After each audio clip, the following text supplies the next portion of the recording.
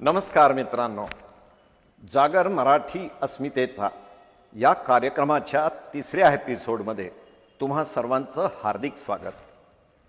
गेल्या 2 एपिसोड्समध्ये आपण सुमित्राताई महाजन, ब्रिगेडियर हेमंत महाजन अशा व्यक्तित्वांना ऐकलं. आज या तिसऱ्या एपिसोडमध्ये आपण एका अशा व्यक्तीला भेटणार आहोत ज्यांनी मागच्या 6 महिन्यामध्ये कोरोना महामारीशी संघर्ष करत असताना सेनापतीची भूमिका आणि त्याचा निर्वाह केलेला आहे. अत्यंत प्रखरपणे आणि अत्यंत कामसूपणे त्यांनी कोरोनाच्या महामारीवर कंट्रोल करण्यामध्ये आपला रोल निभावलेला आहे. आपण भेटणार आहोत डॉक्टर रमण गंगाखेडकर यांना. डॉक्टर रमण गंगाखेडकरांचं नाव आपल्या समोर येताच डोळ्यासमोर उभं राहतं एक अत्यंत भारदास्त व्यक्तित्व. गेले 6 महिन्यात तुम्हा सर्वांनी रमण गंगाखेडकरांना टेलिव्हिजनवर, यूट्यूबवर, अनेक इंटरव्ह्यूजमध्ये, न्यूजपेपर्समध्ये सगळीकडे बघितलं असेलच. आणि त्यांचं व्यक्तित्व हे किती प्रभावशाली आहे आणि किती सिंपल आणि सरळ आहे याची कल्पना तुम्हा सर्वांना आलीच असेल. मित्रांनो, हा मोठा माणूस पद्मश्री आहे. 2020 मध्ये भारत सरकारने यांना पद्म पुरस्काराने विभूषित केलेला आहे. आणि वर्तमान परिस्थितीमध्ये जेव्हा आपण कोरोना महामारीशी संघर्ष करत आहोत तेव्हा ते चिंतामणी गोविंद पंडित नावाच्या एका अत्यंत महत्त्वपूर्ण चेअरला म्हणजे सीटला, आसनाला सुशोभित करतायत. गेल्याच महिन्यात रिटायर झालेत. यापूर्वी भारताची जी ICMR नावाची संस्था आहे, Indian Council of Medical Research, त्या संस्थेचे हेड म्हणून director in charge National Institute of Virology and National AIDS Research Institute पुण्याची, आणि त्याशिवाय सगळ्यात महत्त्वाचं म्हणजे एपिडेमिओलॉजी आणि कम्युनिकेबल डिसीजेसचे हेड म्हणून ICMR मध्ये गेले अनेक वर्ष ते काम करतायत. त्यांचा मूळ सब्जेक्ट आहे एड्स. आणि 1989 पासनं 30 वर्ष सातत्याने ते त्या विषयावर काम करतायत. मित्रांनो, जसा नोव्हेल कोरोना व्हायरस आहे तसाच रेट्रो व्हायरस नावाचं एक श्रेणी असते. त्या रेट्रो व्हायरसवर जेवढे रिसर्च भारतात किंवा आंतरराष्ट्रीय पातळीवर होत आहेत त्या सर्व रिसर्चेसमध्ये गंगाखेडकरांचं नाव असतंच असतं. या मोठ्या माणसाने 200 पेक्षा जास्त आंतरराष्ट्रीय शोधपत्र प्रकाशित केलेले आहेत. 5 पुस्तकं लिहिलेली आहेत.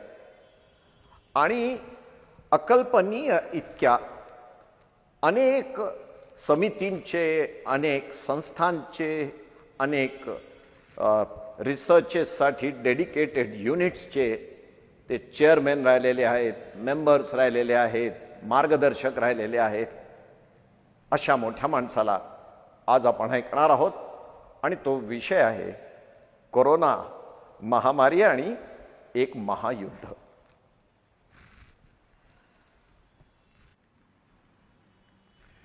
मित्रांनो, रमण गंगाखेडकरांनी एक अत्यंत सुंदर पुस्तक लिहिलेलं आहे. त्याचं नाव आहे तारुण्याच्या उंबरठ्यावर. या पुस्तकाचं हिंदीमध्ये आणि इंग्लिशमध्ये पण ट्रान्सलेशन झालेलं आहे. ऑन द हॉरायझन ऑफ ॲडल्टहुड आणि यौवन की दहलीज पर अशी त्यांची नावं आहेत. किशोरावस्थेतील मुलांसाठी आणि मुलींसाठी कशा प्रकारची सावधानी, कशा प्रकारची सतर्कता आपल्याला ठेवायला हवी आहे त्याच्यावर हे पुस्तक एक अत्यंत सुंदर मार्गदर्शक पुस्तक म्हणून आपल्या देशामध्ये आज सर्वांचं मार्गदर्शन करत आहे.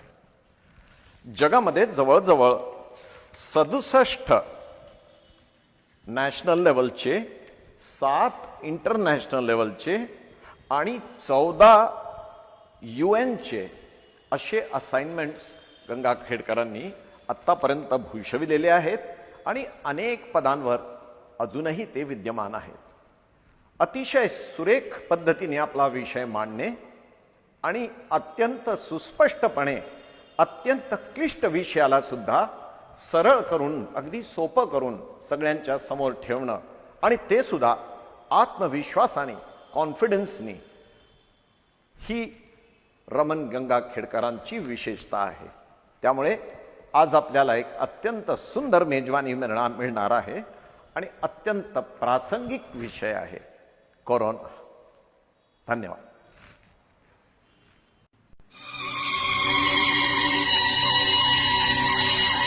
जरी आपली लोकसंख्या खूप जास्त आहे तरी आपल्या देशामध्ये 16 लाखाच्या वर लोकांना सध्याच्या घडीला लागण झाल्याचं आज दिसून येतंय. जवळजवळ 35,000पेक्षा जास्त रुग्ण या आजारामुळे पोट झालेलं आहे. आणि सगळ्यात महत्वाचं म्हणजे आज ह्या आजाराने पूर्ण जगामध्ये इतकं भयंकर खळबळ माजलेली आहे की आपल्याला एक दिसून येतं की ज्या आरोग्याच्या सेक्टरमध्ये कधीही लॉकडाऊन हे एक नॉन फार्माकोलॉजिकल आपण म्हणतो हे कधी लावलेलं नव्हतं. कधीही मिलिटरी सारखा अप्रोच की कर्फ्यू लावल्यासारखं कशासाठी, तर माणसाच्या आरोग्याला सांभाळण्यासाठी म्हणून हा कर्फ्यू लावणार असा प्रकार कधी घडलेला नव्हता. तो आज आपल्याला जगभर सगळीकडे दिसायला लागला. आज तुम्ही जर पाहिलं तर कोविड-19 मुळे प्रत्येक जगातल्या प्रत्येक राष्ट्राचं, आपल्या सर्व प्रकारच्या सर्व समाजाचं आणि प्रत्येक व्यक्तीच्या आयुष्यामध्ये जे काय वेगवेगळे डोमेन्स असतील त्या डोमेनवरती परिणाम झाल्याचं आपल्याला आढळून येतं. आता हे सगळं कशामुळे होत असावं याचा थोडासा आपण विचार केला पाहिजे. तुम्ही जर पाहिलं असेल की सार्स सुद्धा जो आला तो चीनमधनं, नेहमी उगम म्हणतात तो वुहानमधनं. आपल्याला हा सुद्धा कोविड-19चा उगम कुठं झाला तर ते वुहानमध्ये झाल्याचं आपल्याला कळून येतं. एका मार्केटमध्ये जिथं हे लोक वेगवेगळ्या प्रकारची जनावरं खातात आणि या जनावरांना खाण्यामधनं बॅट्सना खाण्यामुळं, म्हणजे जे वटवाघूळ असतं खाल्ल्यामुळं हा आजार झाल्याचं आपल्याला निदर्शनाला आलं. आता हे आजार जे अशा प्रकारचे येतात, हे आजार असे येतच राहणार का? हे नेहमी येत राहणार. आपण एक लक्षात ठेवलं पाहिजे की ह्या आजारांना आम्ही झुनॉटिक आजार म्हणून म्हणत असतो. झुनॉटिक आजार म्हणजे वेगवेगळ्या जनावरांमध्ये वेगवेगळ्या प्रकारचे विषाणू असतात. ते विषाणूंमध्ये जर अशा वेळेला एखादी अशा प्रकारचं म्युटेशन झालं की जे माणसामध्ये सुद्धा त्याला संसर्ग करण्याची शक्ती जर या विषाणूमध्ये जर आली तर हे आजार स्पीसीज सुद्धा जम्प करतात.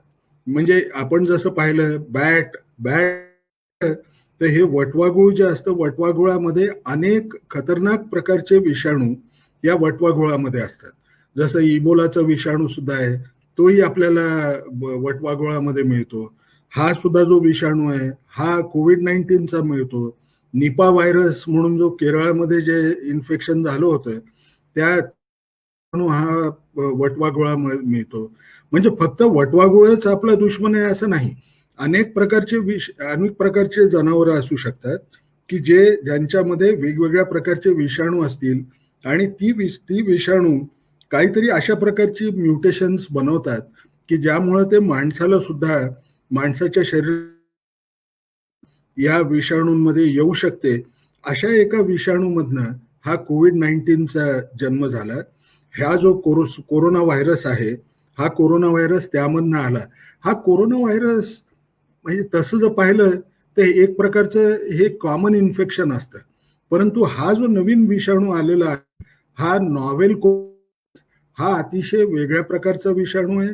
याबद्दल अनेक लोक चर्चा करतात की हा विषाणू काय कुठं एखाद्या लॅबोरेटरीमध्ये बायोलॉजिकल वॉरफेअरसाठी तयार केलेला होता का?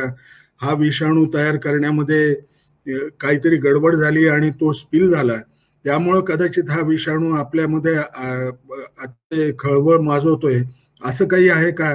परंतु याबद्दल कुठलाही आपल्याजवळ पुरावा नाही. आणि पुरावा जेव्हा नसतो, आपण जर प्रूव्ह करू शकत नसलो तर आपण त्यावरती जास्त विचार करण्यात अर्थ नसतो. सत्य हे असतं की हा विषाणू माणसामध्ये आलेला आहे आपल्याला या विषाणूच्या विरुद्ध लढावं लागणार आहे. हे आपल्याला मान्य उगम कुठं झाला असेल याबद्दल आपण विचार करणं हा वेडेपणा असतो. आता दुसरी गोष्ट एक बघा की हा इतका इतका वाढला का असेल. हा वाढला आहे कारण हे एक प्रकारचं श्वसन संस्थेशी संबंधित असलेला संसर्ग आहे आणि ह्या ड्रॉपलेट इन्फेक्शननी पसरतो. ड्रॉपलेट इन्फेक्शन म्हणजे काय की आपण खोकलतो किंवा आपण शिंक येते आपल्याला, त्यामुळं जे काय आपल्या शरीरातले द्रव पदार्थ बाहेर पडतात त्यामधनं ह्या इन्फेक्शनची लागण होण्याची शक्यता असते. आता हे जे पडतात हे जर एखाद्या व्यक्तीच्या चेहऱ्यावर पडले, एखाद्या व्यक्तीच्या तोंडावरती पडले तर ह्यामध्ये होण्याची शक्यता जास्त असते.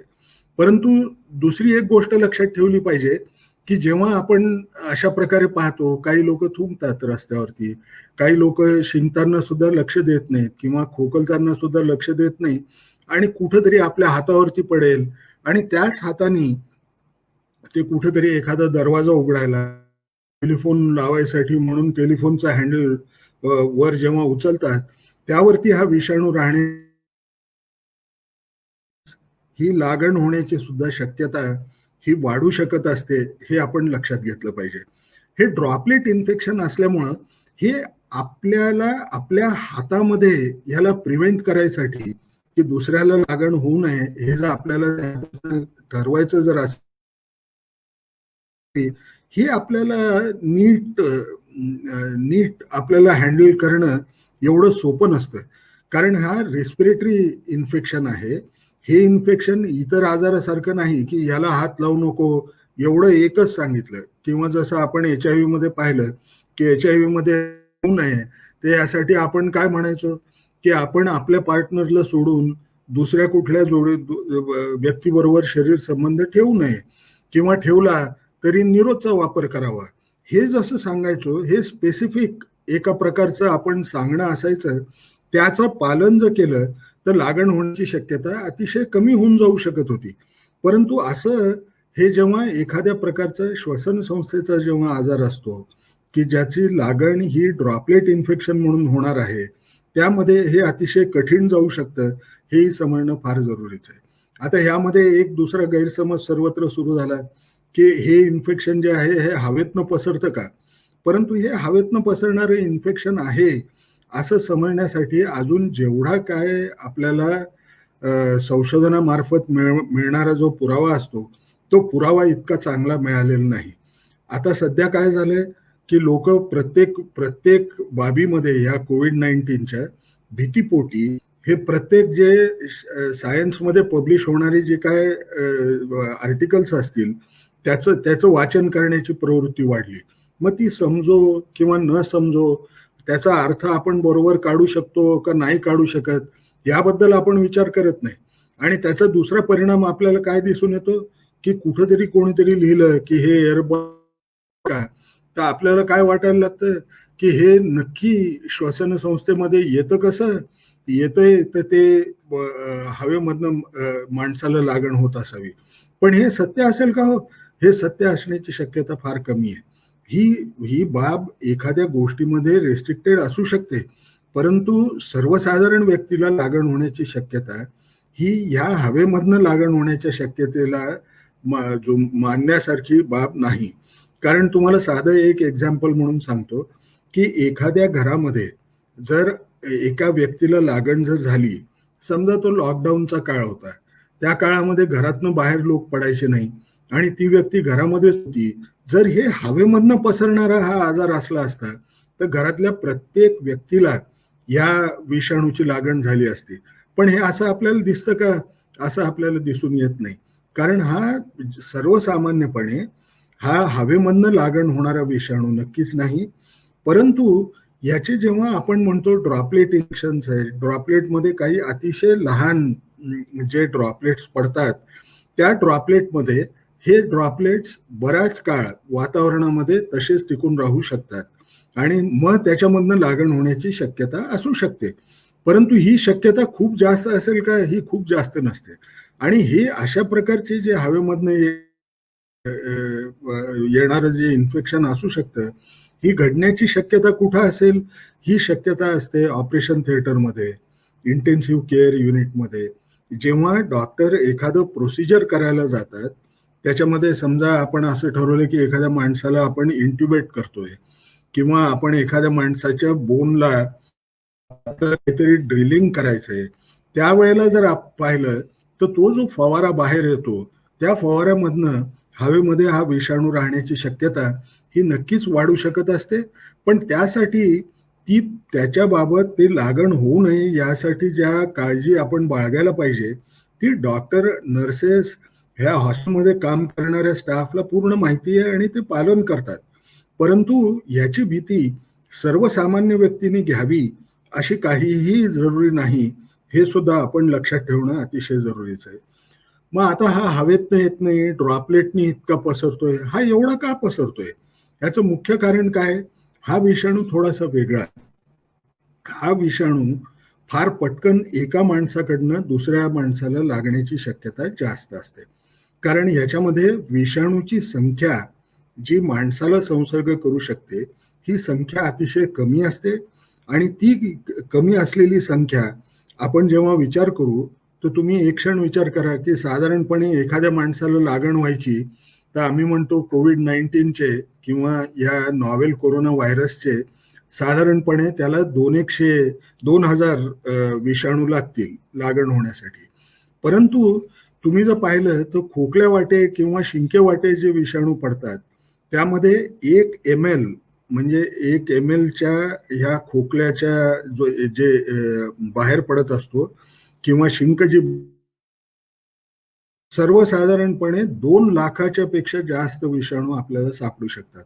म्हणून ही विषाणूची लागण होण्याची जी शक्यता असते, ही शक्यता अतिशय वाढीला लागते. दुसरी बाब आपण एक लक्षात ठेवली पाहिजे. आपण दरवेळेला काय म्हणतो, की एक माणूस जेव्हा आपण घरामध्ये राहतो, एका माणसाला 1000 क्युबिक फीट एवढे हवा असली पाहिजे.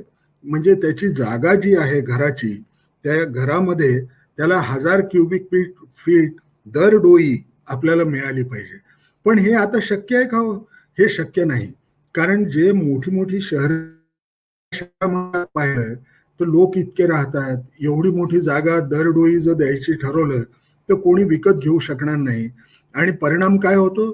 ज्याला आपण पॉप्युलेशन डेन्सिटी म्हणतो, ही पॉप्युलेशन डेन्सिटी खूप जास्त ह्या मोठमोठ्या शहरामध्ये असते. जसं मुंबई आहे किंवा आपण दिल्ली म्हणतो. अशा ठिकाणी पॉप्युलेशन डेन्सिटी जास्त आहे. पॉप्युलेशन डेन्सिटी जास्त झाली की परिणाम काय होतो? एकाकडनं दुसऱ्याला लागण होण्याची शक्यता ही अतिशय झपाट्याने वाढत जाते.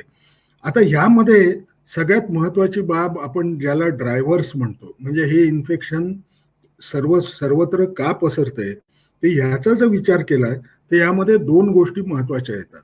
सगळ्यात महत्वाची गोष्ट काय येते, की जे लोक आपल्याला धंदा हवा, आपल्याला पैसे कमवायचे म्हणून दुसऱ्या एका गावाहून एखाद्या गावाला आपण मायग्रेट करतो, तिथं जाऊन आपण राहायचा प्रयत्न करतो आणि तिथं राहून काहीतरी काम मिळावं, आपल्या कुटुंबाला पैसे देऊ पाहू, अशा प्रकारचा जो विचार असतो त्याला मायग्रेशन म्हणून आपण म्हणतो. तर मायग्रेशन जिथं जिथं जास्त आहे तिथं आपल्याला हे दिसून येईल की ह्या विषाणूची लागण जास्त होत असल्याचं दिसतं आणि त्यामुळं हा प्रसार पावतो. दुसरी गोष्ट मोबिलिटी म्हणजे काय, की आपण जसं मुंबईला पाहतो, मुंबईला लोक त्याला जर काम करायचं असेल, तो राहत असेल एक 70-100 किलोमीटर दूर आणि त्याला त्याची कामाची जागा जी असेल ती कुठेतरी फोर्टमध्ये असेल. निघतोय तो बदलापूर, कल्याण अशा जागाहून निघतोय. आता तिथून निघाल्यावरती त्याला तिथं जर पोहोचायचं असेल तो लोकलचा वापर करणार. त्या मोबिलिटीमध्ये त्याचा संपर्क अनेक लोकांशी येतो आणि ही मोबिलिटीमुळे त्याला जर समजा संसर्ग झाला तर तो संसर्ग घेऊन त्या 100 किलोमीटर दूर असलेल्या गावामध्ये घेऊन जातो. म्हणून शॉर्ट मोबिलिटी म्हणजे गावातल्या गावात जे फिरणं असतं त्यामुळे किंवा हा आजार भयंकर प्रमाणामध्ये वाढतोय हे आपल्याला दिसून येतं आणि हे दिसत राहणार आहे, यामध्ये काही शंका नाही. दुसरी गोष्ट काय आहे, की अनेक गोष्टी ह्या आजाराला वाढण्यासाठी पोषक असतात. त्यामध्ये एक गोष्ट जी असते ती म्हणजे गरिबी. गरिबीसाठी माणूस जेव्हा पैसे कमवायसाठी म्हणून निघतो, पोट भरलं पाहिजे, तो माणूस, त्या माणसाला आपण लॉकडाऊनमध्ये ठेवलं किंवा त्याला आपण हे सांगितलं की बाबा हा आजार तुला लागू शकतो, त्यावेळेला त्याला काय वाटतं की मी जर आज काम नाही केलं तर मला जेवायला मिळणार नाही. मी जर असंच घरी बसून राहिलो तर माझ्या कुटुंबाला जेवण मिळणार नाही. म्हणून पोटजीविकेच्या गोष्टी ह्या त्याच्यासाठी महत्वाच्या ठरतात. तो म्हणतो आजार लागला तर आपण पुढे बघू, आज तर आजार लागलेला नाही, आज तर आपण नीट जगू शकतो. म्हणजे आपल्यामध्ये थोडीशी क्षणभंगूर आयुष्य कसं जगायचं, त्याला आपण जास्त महत्व देतो आणि मग त्याचा परिणाम आपल्याला काय दिसतो, या गरिबीमुळं हे लोक हकनाक या विषाणूची लागण होऊन बळी पडण्याची शक्यता वाढू शकते. त्यानंतर एक मोठा ड्रायव्हर काय असतो की प्रत्येक माणसाला फ्रीडम, मला जे माझ्या मनात येईल ते मी करू शकावं, ही जी भावना जी आहे लोकशाहीमध्ये आपल्याला पूर्णपणे फ्रीडम असल्याची भावना आपल्याला जास्त असते.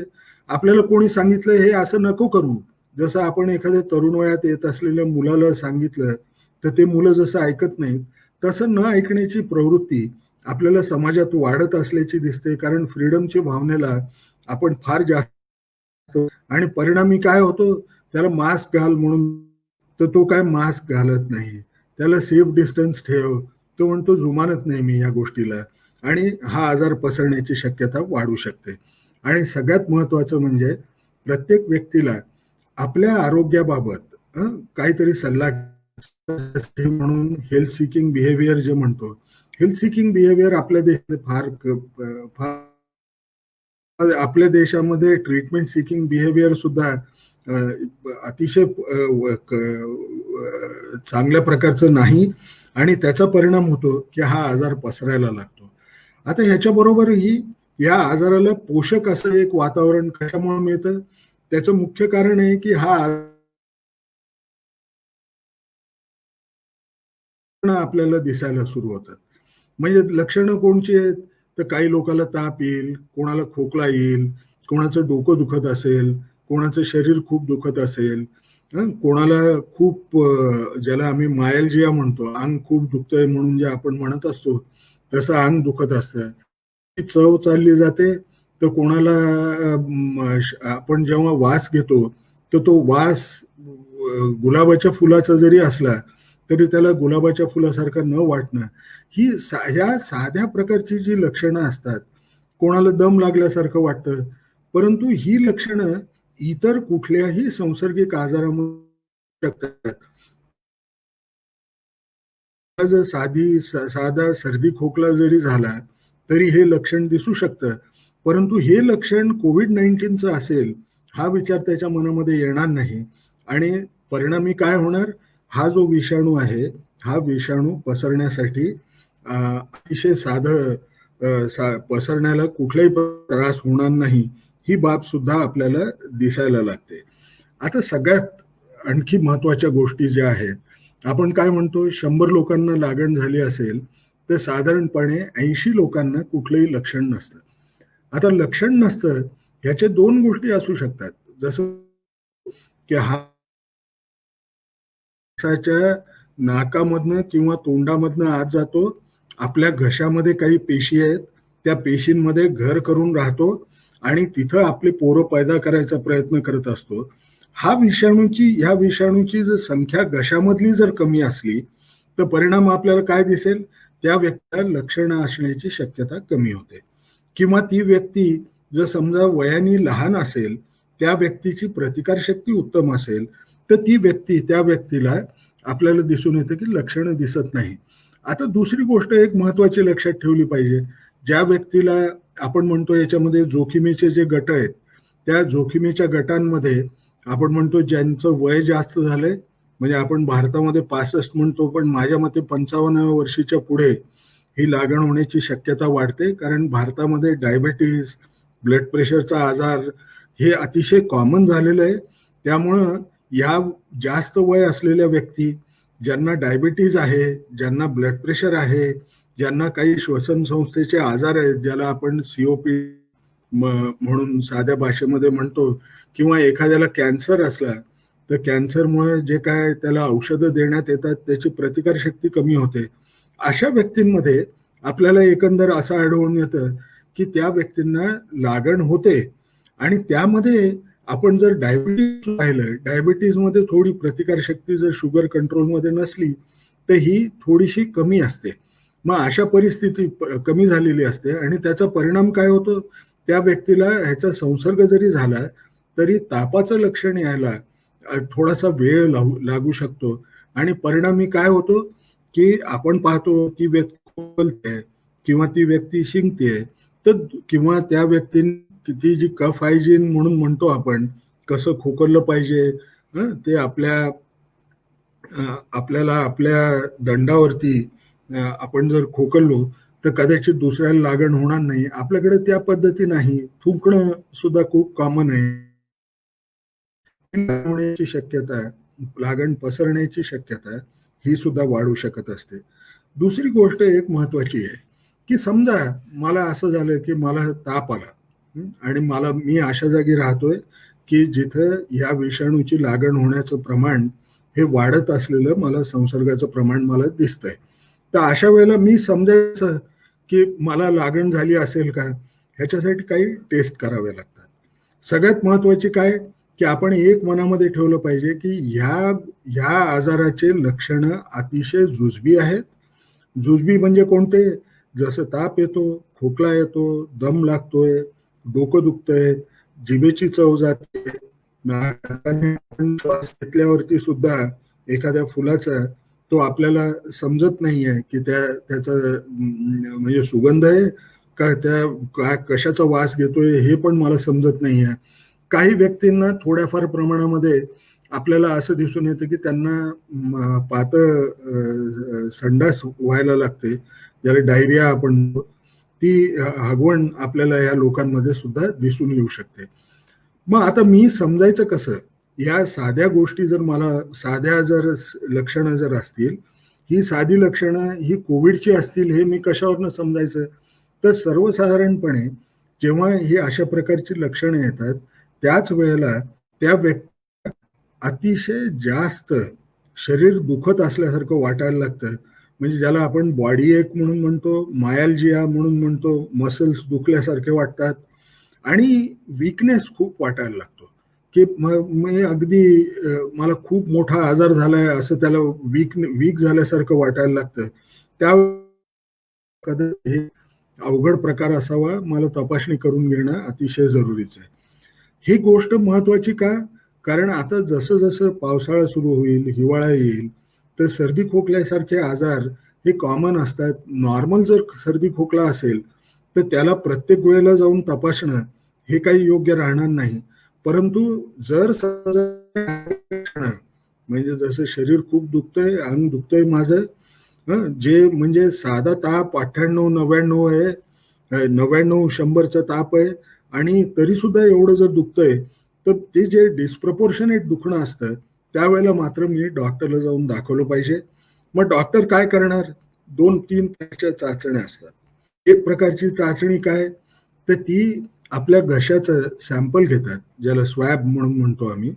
तो नेझोफॅरिंजियल स्वॅब नाकामधनं घालून तो आपण स्वॅब घेतो आणि तो स्वॅब घेतला की त्या स्वॅबमध्ये आपण विषाणू आहे का हे बघण्यासाठी RT-PCR नावाची RT-PCR ची टेस्ट काय बघत असते की जो कुठला आपण भागावरती आपण तिथून स्वॅब घेतलाय त्याच्यामध्ये COVID-19 चा विषाणू तिथं आहे का नाहीये. आता हा विषाणू जो असतो, आपण अनेक वेळेला पाहिलं RT-PCRच्या बाबतीमध्ये ही सगळ्यात चांगली टेस्ट म्हणून समजली जाते. ही टेस्ट केल्यावरती जर समजा पॉझिटिव्ह आली, एखादी व्यक्ती ऍडमिट झाली आणि ऍडमिट झाल्यानंतर सुद्धा अनेक दिवस ही टेस्ट पॉझिटिव्हच येत राहते. याचं मुख्य कारण काय की हा जो RT-PCR असतो, हा RT-PCR हा विषाणू जिवंत आहे का मेलेला आहे हे समजू शकत नाही त्या टेस्टनी. फक्त तो विषाणू तिथं आहे का जिवंत किंवा मेलेला, हे ती टेस्ट आपल्याला सांगत असते. आता हा जो विषाणू आहे, हा विषाणू काय करत असतो? मी जसं मागं म्हणलो, की हा आपल्याला घशामधले आपले जे पेशी आहेत, त्याच्यामध्ये जाऊन तो घर करून राहत असतो. आता तिथं जेव्हा तो ह्या ह्या विषाणूचं समजा जरी तो मेला त्या पेशीमध्ये जरी मेला, तरी पेशी जोपर्यंत मरत नाही तोपर्यंत आपण जर स्वॅब घेतला तर त्या स्वॅबमध्ये विषाणू आहे असं दिसू शकतं. मग या पेशीचं आयुष्य किती असतं? जवळजवळ 3 महिन्याचं असतं. एक लक्षात ठेवलं पाहिजे की माझ्या शरीरामध्ये विषाणू गेल्यावरती सत्य काय आहे, की लक्षणं सुरू झाल्यावरती 10 दिवसानंतर हा विषाणू मरून जातो. हा विषाणू जिवंत नसतो. परंतु 10 दिवसानंतर सुद्धा मी जर थ्रोट स्वॅब घेतला आणि घेतल्यानंतर जर तपासणी केली, तर समजा माझी टेस्ट जर पॉझिटिव्ह आली, तर हा विषाणू जिवंत आहे असं समजणं चुकीचं राहू शकतं. हे आपण एक लक्षात ठेवलं पाहिजे. ही आर-टी-पी-सी-आरची टेस्ट आपण करू शकतो. हे गोल्ड स्टँडर्ड आहे. परंतु ही आर-टी-पी-सी-आरच्या टेस्टमध्ये सुद्धा आपण जर 100 लोकांमध्ये टेस्ट करायचं जर ठरवलं, तर आपल्याला काय दिसून येतं? 100 पॉझिटिव्ह लोक आहेत, की ज्यांच्यामध्ये हे विषाणू गेलेला आहे आणि कोविड-19चा आजार आहे. त्यांच्यामधले फक्त 70 लोक पॉझिटिव्ह येतात. 30 लोक निगेटिव्ह असू शकतात. म्हणजे ह्याचा अर्थ काय झाला, की ही टेस्ट फार अगदी सगळ्या लोकांचं निदान करू शकते अशामधली टेस्ट नाही. हे पण आपण समजून घेतलं पाहिजे. मग अशा वेळेला आपल्यासमोर प्रश्न होतो, त्याची टेस्ट निगेटिव्ह का आली असेल? निगेटिव्ह टेस्ट ह्याच्यामुळे आली असेल, की त्यांनी सॅम्पल बरोबर जागेहून घेतलं नाही. त्यांनी सॅम्पल नीट ठेवलेलं नसेल टेस्ट करण्यापूर्वी. या अशा प्रकारच्या साध्या बाबी सुद्धा असू शकतात. परंतु अनेक वेळेला एकापेक्षा जास्त आर-टी-पी-सी-आर करण्याची सुद्धा पाळी येते, जर लक्षणं तशीच राहिली तर. आता आर-टी-पी-सी-आर एक टेस्ट झाली. मग दुसरी कुठली टेस्ट आहे का? दुसरी सुद्धा एक टेस्ट आहे. या विषाणूला तपासण्यासाठी आपण रॅपिड अँटिजेन टेस्ट म्हणून करतो. आता ही रॅपिड अँटिजेन टेस्ट करणं का भाग आहे? कारण हा जो आर-टी-पी-सी-आरची जी टेस्ट ही करायची जर असेल, तर आपल्याला सर्वसाधारणपणे 3 तासाचा वेळ लॅबोरेटरीमध्ये लागतो. म्हणजे ह्याचा अर्थ काय होतो, की मला टेस्टचा रिपोर्ट यायला मला सर्वसाधारणपणे मी सॅम्पल दिल्यानंतर दुसऱ्याच दिवशी मिळू शकेल. मग अशी जर पाळी असेल, तर लवकर निदान करायचं, कारण हा आजार पटकन डेव्हलप होतो, पटकन तीव्र व्हायला लागतो. म्हणून आपल्याला जर करायचं जर असेल, तर मग आपण रॅपिड अँटिजेन टेस्ट करायचं म्हणून म्हणतो. भारतामध्ये आपण एक रॅपिड अँटिजेन टेस्ट पहिल्यांदा जगामध्ये आपण द्यायला सुरुवात केली. आणि ही रॅपिड अँटिजेन टेस्ट जी असते, जसं मी म्हणलो आर-टी-पी-सी-आर मध्ये पूर्ण विषाणू बघितला जातो. या रॅपिड अँटिजेन टेस्टमध्ये या विषाणूचे थोडे थोडे तुकडे जे प्रोटीन्स असतात, ज्याला आम्ही स्पाइक प्रोटीन म्हणून म्हणतो. स्पाइक म्हणजे काय? या विषाणूचं नाव कोरोना व्हायरस, कोरोना का म्हणतात? जसं सूर्य जसा असतो, त्या सूर्यासारखा हा असतो. सूर्याला जसं आपण चित्र जर काढलं तर वरती त्रिकोण त्याचे काढतो आपण, त्यासारखा ह्याचा जो त्रिकोण जो असतो त्याला आपण स्पाइक प्रोटीन म्हणून म्हणतो. या स्पाइक प्रोटीनला ओळखण्यासाठी रॅपिड अँटिजेन टेस्ट आहे. ही 45 मिनिटामध्ये आपल्याला तपासणी करून सांगू शकते की तुमच्या शरीरामध्ये विषाणू आहे किंवा नाही. परंतु ह्या टेस्टला आर-टी-पी-सी-आरला तसाच याला सुद्धा प्रॉब्लेम आहे. आपण ह्याचं कंपॅरिझन जर आर-टी-पी-सी-आरशी केलं, तर आपल्याला काय दिसून येतं? 100 लोक आर-टी-पी-सी-आर पॉझिटिव्ह असतील, तर त्या 100 लोकांमध्ये आपल्याला सर्वसाधारणपणे 50 ते 70 लोक हे या रॅपिड अँटिजेन टेस्टला पॉझिटिव्ह आले. म्हणजे रॅपिड अँटिजेन टेस्ट पॉझिटिव्ह आली, तर मी नक्की इन्फेक्टेड आहे. परंतु जर निगेटिव्ह आली, तर मी हे समजू शकत नाही की मला लागण झालेली नाही. म्हणून आपण काय म्हणलो, आयसीएमआरने म्हणलं की आपण ही टेस्ट केल्यानंतर आपण सर्वसाधारणपणे निगेटिव्ह आल्यावरती टेस्ट परत एकदा करणं हे अतिशय जरुरी आहे, त्याला इन्फेक्शन आहे किंवा नाही हे समजण्यासाठी. मग ही टेस्ट का करावी? ही करण्यासाठी सगळ्यात मोठं कारण काय, की माझं निदान उशिराने होऊ नये यासाठी आपण ही अँटीजेन टेस्ट करायचं म्हणून सांगतो. कारण पूर्वी आपण म्हणल्यासारखं की 1 दिवस लागू शकतो कळण्यासाठी कमीत कमी. मग ही जर मी टेस्ट केली, तर ही पॉइंट ऑफ केअर टेस्ट आहे. म्हणजे मी एखाद्या मोहल्ल्यामध्ये गेलो आणि मोहल्ल्यामध्ये मला लोकांची टेस्ट करायची आहे, तर मी कुठल्याही एखाद्या घरामध्ये हे माझी लॅबोरेटरी असल्यासारखं सेटअप करू शकतो. जसं घरोघरी केल्या जाते, तशी टेस्ट आहे.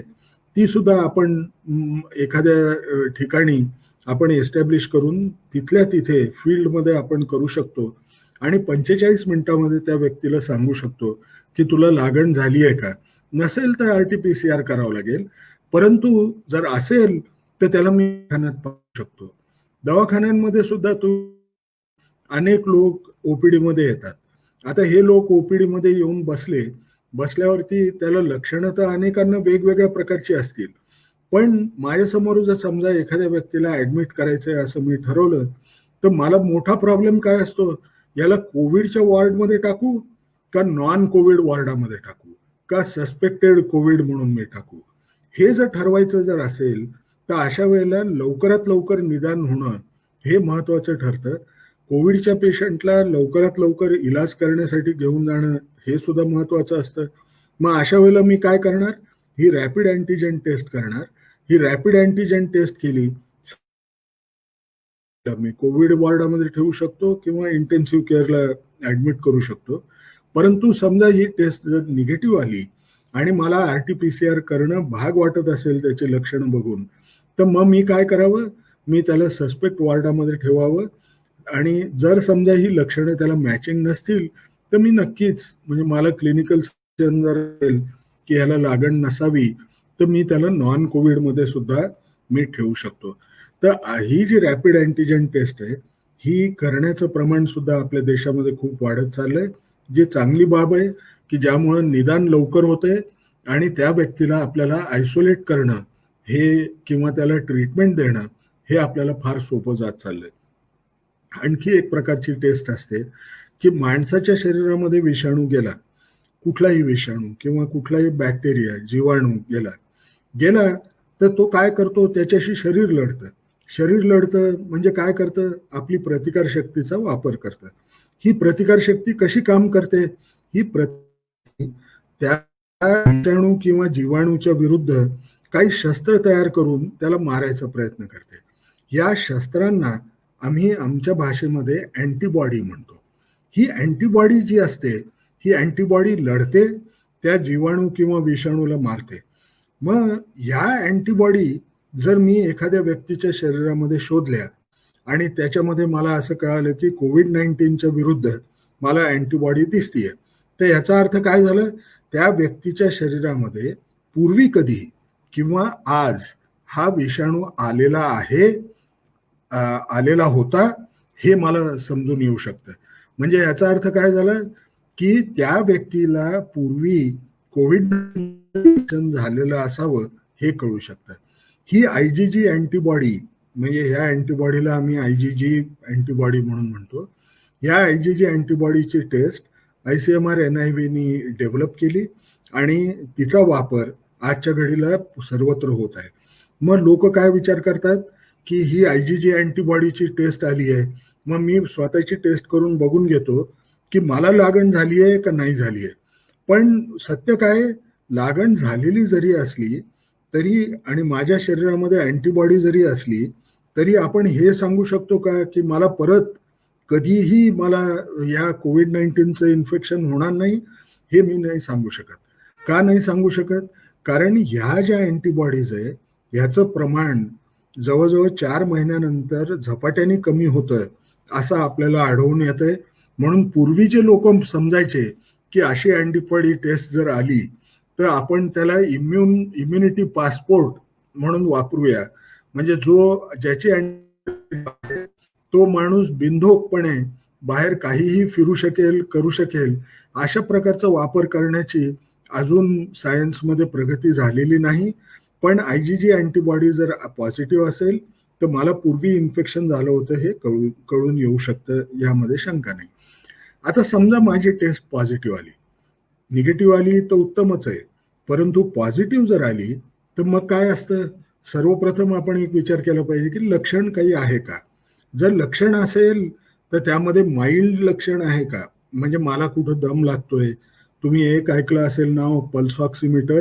हे पल्स ऑक्सिमीटरनी आपल्या रक्तामध्ये ऑक्सिजनचं प्रमाण किती आहे हे मोजल्या जातं.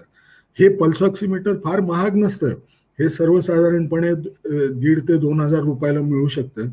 हे पल्स ऑक्सिमीटर लावायचं, हे आपल्या बोटावरती लावतात आणि बोटावरती लावून आपण जर पाहिलं आणि आपला ऑक्सिजनची लेवल किंवा ऑक्सिजन सॅच्युरेशन जे म्हणतो आपण, ती जर 94 पेक्षा जास्त असेल तर काळजी करण्याची जरुरी नसते. कोविड-19 जरी पॉझिटिव्ह असला तरी तो घरी राहू शकतो.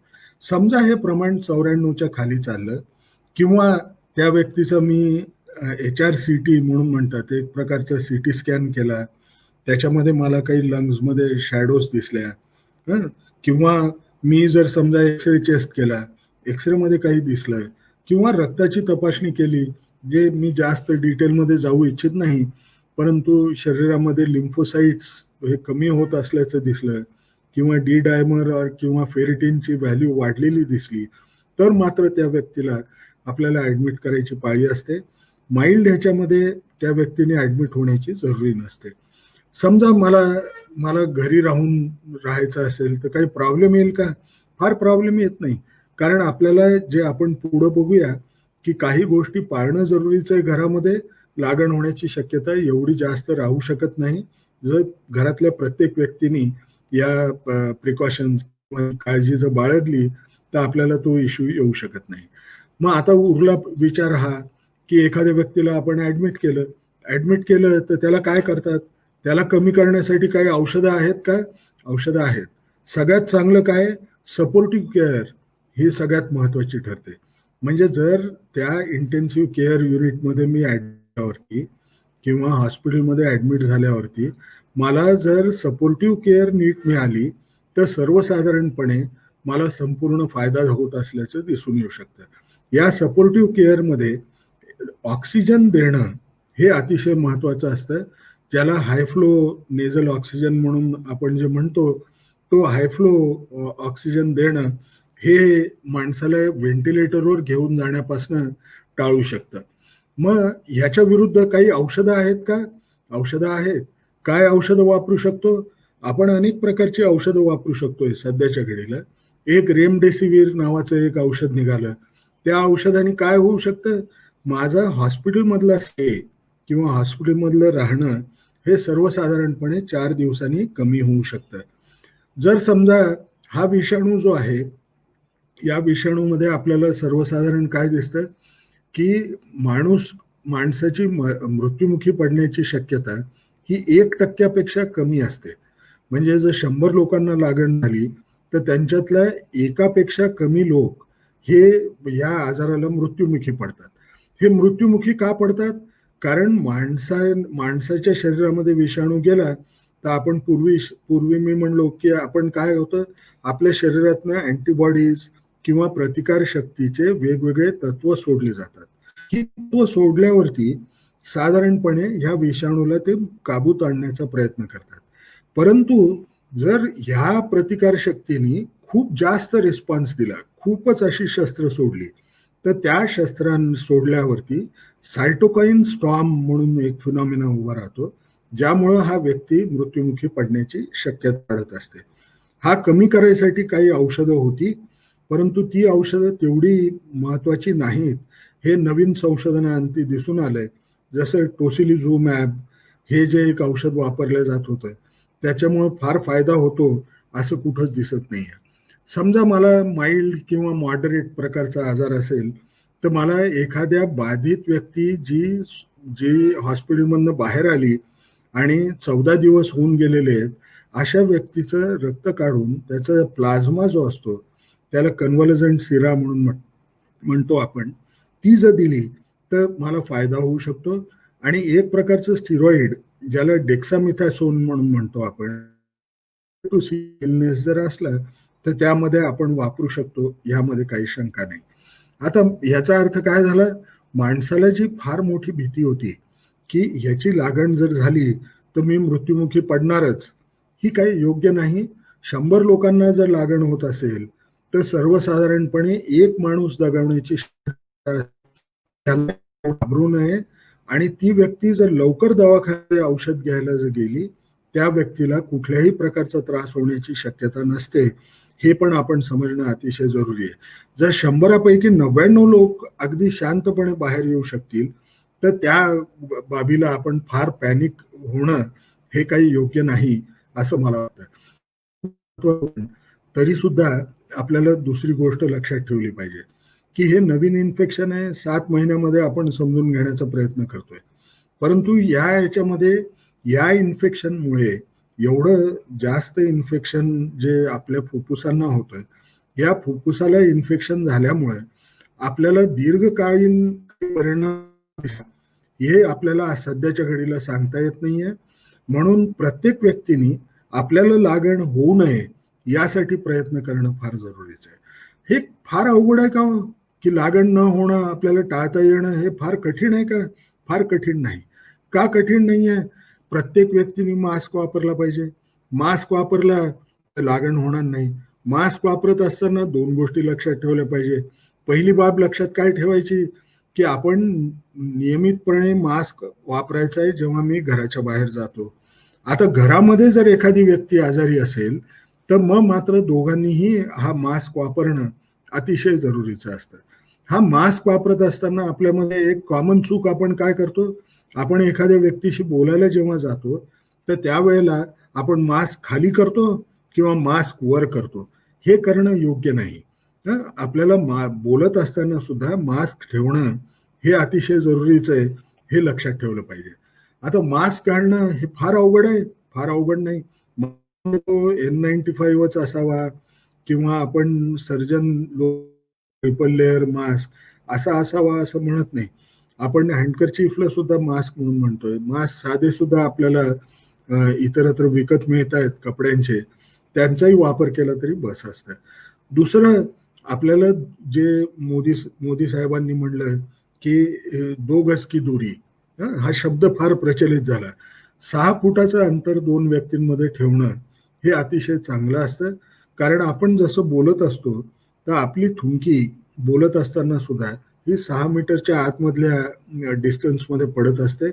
म्हणून दोघांमध्ये 6 फुटांच्या डिस्टन्समध्ये पडत, म्हणून दोघांमध्ये 2 मीटरचं किंवा 6 फुटाचं अंतर ठेवणं हे अतिशय महत्वाचं असतं. हे जितकं शक्य होईल तेवढं पाळणं, मास्क वापरणं. आणि दुसरी महत्वाची गोष्ट म्हणजे की आपण जेव्हा शिंकतो, खोकलतो तर दुसऱ्याच्या अंगावरती पडू नये म्हणून आपण आपल्या बाहीवरती खोकला करायचा, हे आपण अतिशय जरुरीचं आहे. थुंकू नये यामध्ये काही शंका नाही. थुंकण्यावर सुद्धा बॅन आपल्याला सरकारने आणून दिलेलं आहे, हेही लक्षात ठेवलं पाहिजे. आता नेहमी आपण बाहेर निघतो तर अनेक वेळेला कुठेतरी हात लागायची शक्यता असते. त्या जागेवरती अनेक लोकांचे हात लागलेले असतील, जसं लिफ्टचं बटन आहे. शक्यतो आपण काय करावं, दिल्लीने आपण लिफ्टचं बटन दाबू शकतो, ते दाबावं. त्यामध्ये आपल्याला लागण होण्याची शक्यता आपण कमी करत असतो.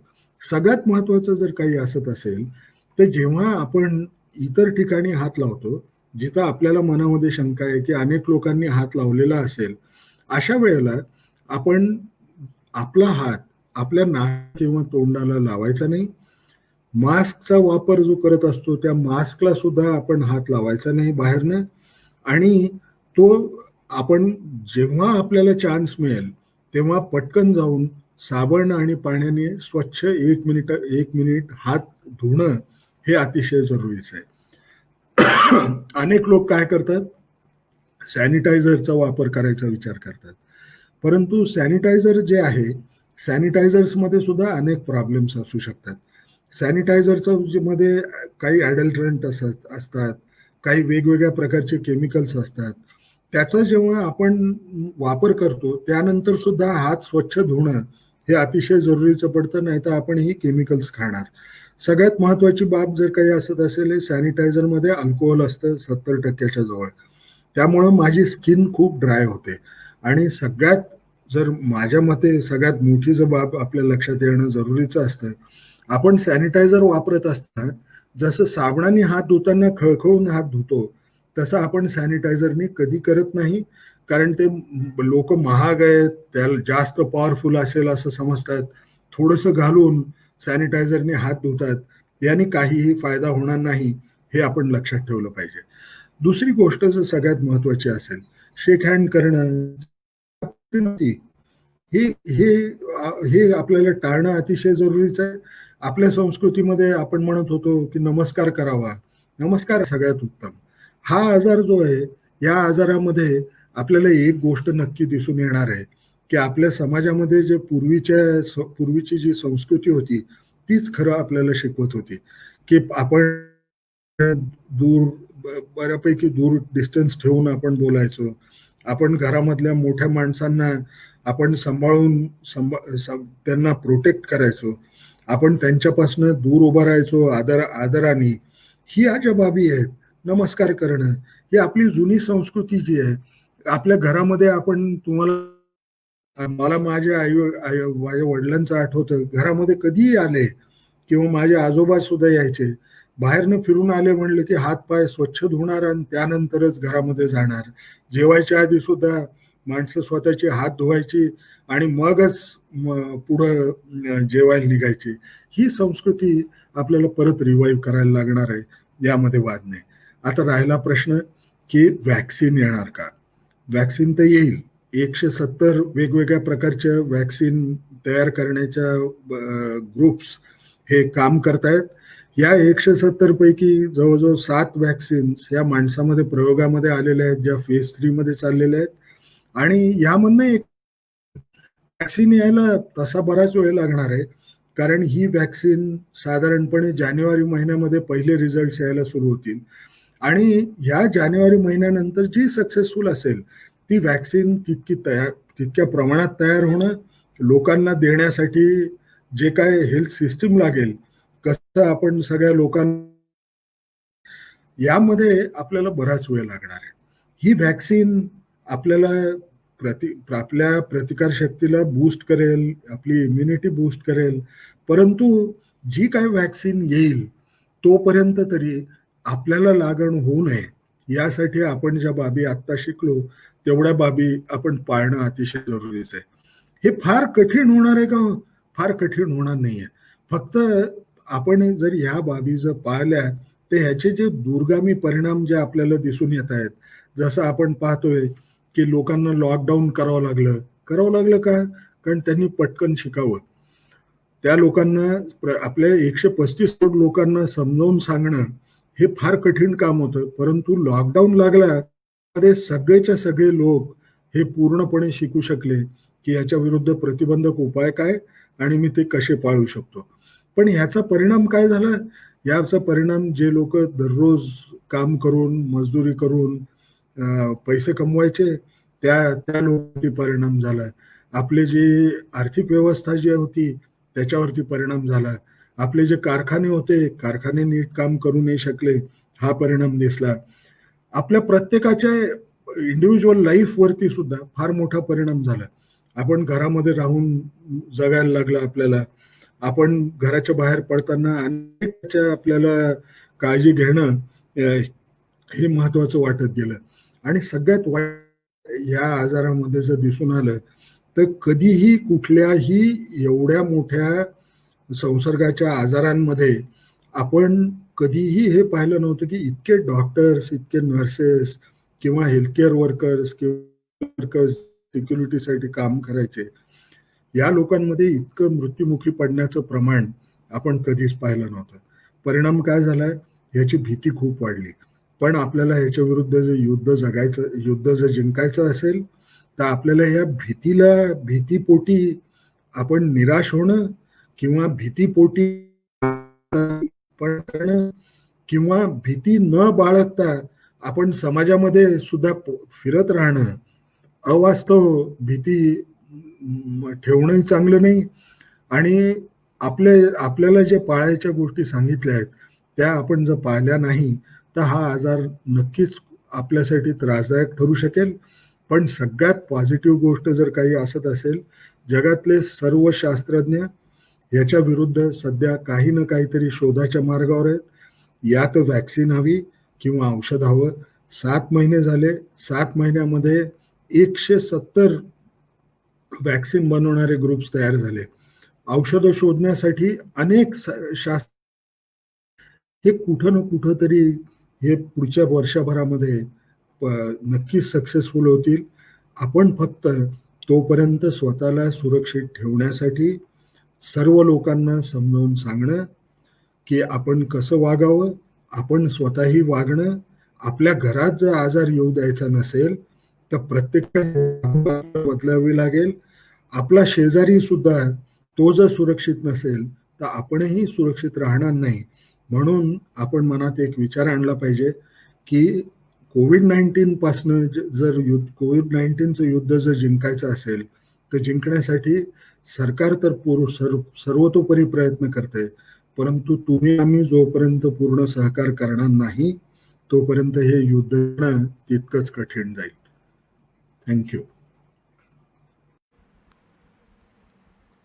मित्रांनो, एक महायुद्ध कोरोना विरुद्ध हा अत्यंत सुंदर विषय आज पद्मश्री डॉक्टर रमण गंगाखेडकरांनी आपल्या समोर मांडला. अगदी हृदयाच्या, मनाच्या टोकापासनं, डेप्थपासनं मी त्यांच्याप्रती आपले आभार व्यक्त करतो, कारण हा विषय प्रासंगिक आहे. जसा मागच्या वेळचा विषय चीनचा विषय होता तोही प्रासंगिक होता, तसाच ह्यावेळचा विषय हा कोरोनाचा विषय आहे. सर्व जग ह्या महामारीमुळे त्रासलेलं आहे. कोणाला आपल्याला एकमेकांना भेटता येत नाही, बाहेर निघता येत नाही, राखीच्या दिवशी बहीण भावाला भेटू शकत नाही. काय परिस्थिती आहे बघा. पण ह्या परिस्थितीत सुद्धा कसं सेफ राहावं, कसं सुरक्षित राहावं, ह्याचं इतकं सुंदर मार्गदर्शन गंगाखेडकर सरांनी केलं. त्यांच्याप्रती मनःपूर्वक आभार, धन्यवाद. पुढच्या रविवारी भेटू अशाच एका पर्सनॅलिटीला ज्यांनी राजनैतिक आणि कला या दोन्ही क्षेत्रांचं समन्वय साधलं आणि आपल्या जीवनामध्ये सर्वोच्च शिखर गाठलं. कोण आहे तो? ओळखा पाहू.